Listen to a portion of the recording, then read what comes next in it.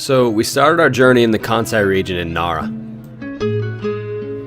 Now if you're thinking, hey Jaybs, this seems kind of familiar. Well, you're right. I actually made a Nara video back in 2016. But I'd like to think that I've gotten at least a little bit better at making videos since then. So when I went back, I decided to give it another shot. It was just as beautiful as I remember it. However, one thing I do recommend is that if you're going to come to some of these more touristy places, I would say you want to come a little earlier in the morning. Generally speaking, the later you get there, the more crowded it's going to be. That would be kind of a recurring theme for our trip.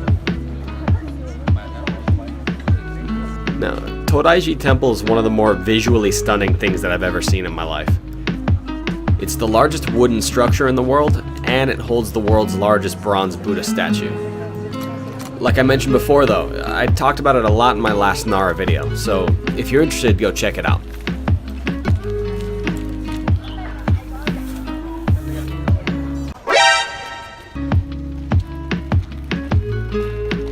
The other stop on our Nara trip was Takasaga Taisha Shrine.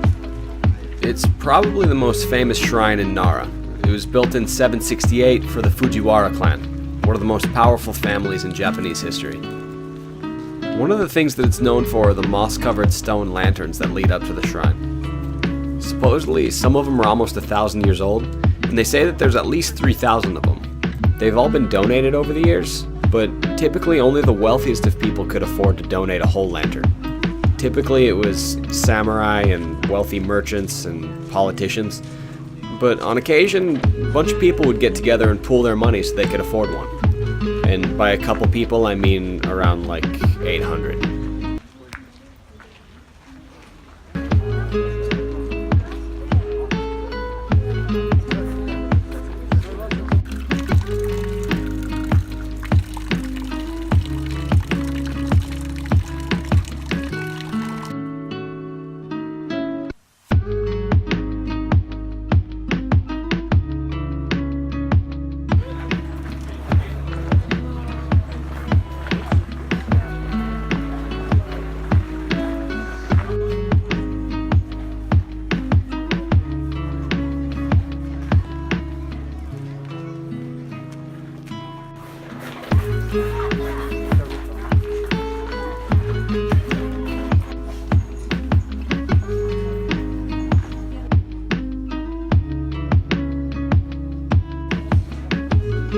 So if you want to get a taste of ancient Japan, but you don't want to go out too far from the cities, and you want to hang out with a bunch of rambunctious but generally well-mannered deer, I'd say Nara's the place for you. I can pretty confidently say that you won't regret it.